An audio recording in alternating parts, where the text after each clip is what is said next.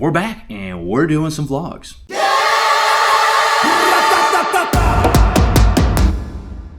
All right, well, it has been, I think it's like probably 10 months since I have done the last vlog. So here we go. I'm starting them again.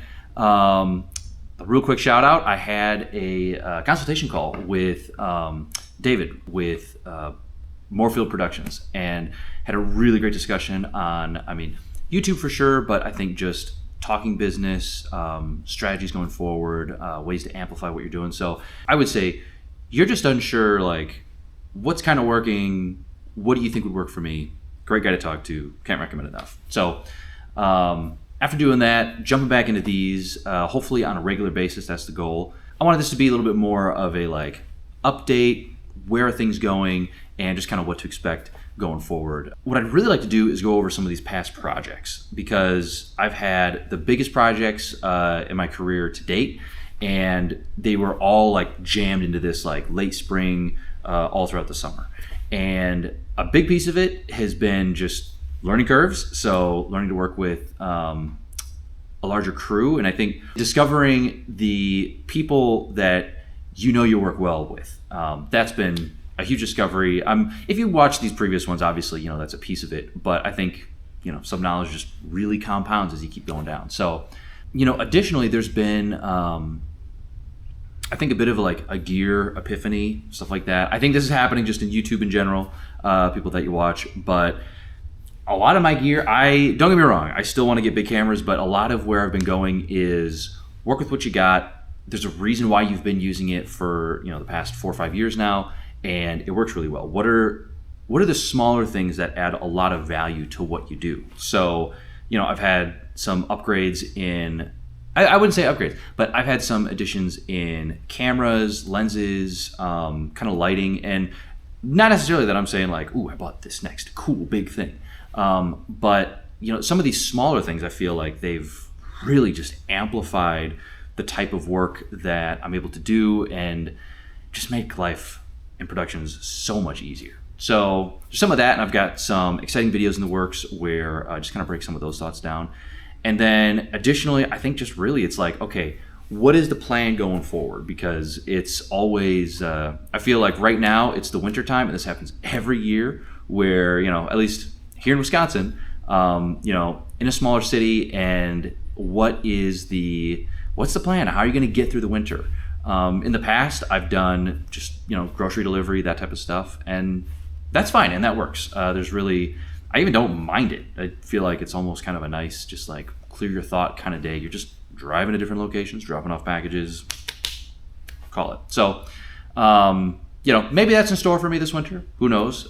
Still to be seen. But mainly, it's just, the business plan right now is to go from, I've had to go from one retainer client to about having 3 consistent ones. And I would say 3 good-sized retainer clients. So the one that I have right now is definitely, they're the first, they're the best, they're great to work with, really understanding, and they're just good to work with. And so when it comes to that, trying to replicate that.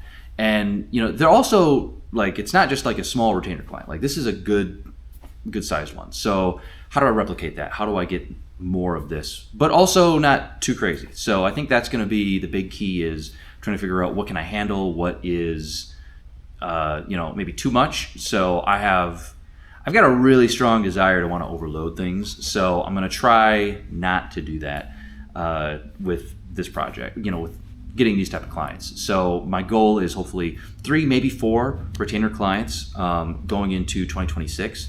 Try to secure them before 2026. That way I'm going into the year with that. But then also, that's kind of my like branding commercial side of what I'm trying to do.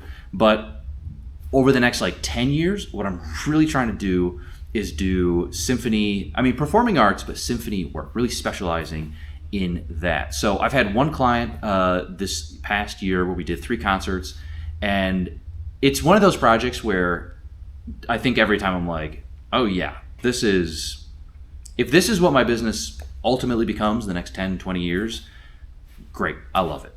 So trying to carve out, and I don't know how possible it is, but the goal is like 2 more symphonies this year. And the symphony season is like September to maybe like May, maybe even June, depending on the region.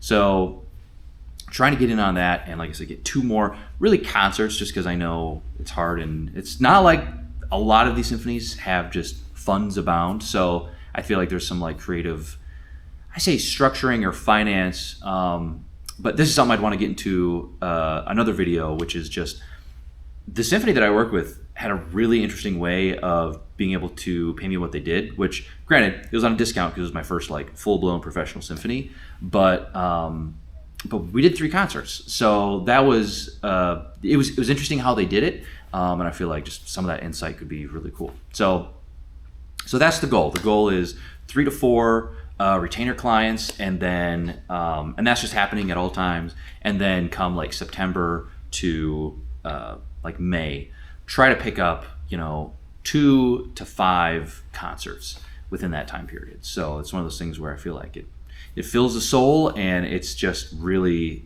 but it's also it's a high level production. This last one, it was 5 cameras. So it also kind of forces you to really have your crap together so that you don't mess it up. So yeah. So that's what I'm planning to do going forward. I'm really excited to have some more vlogs where I go into the past projects that I did. I had one project where I worked with, and this was like the top one of the year, but it was a national, I believe, insurance company, but the production company that hired me to produce that, that was its own kind of journey within itself. So I'm excited to cover that. A couple other like larger projects where I had, I think it was 5 people, 5-person crew. So that was really awesome to be a part of and to put together. So going over that, and I think really just diving into, I think some of the, like I said, the epiphanies of equipment.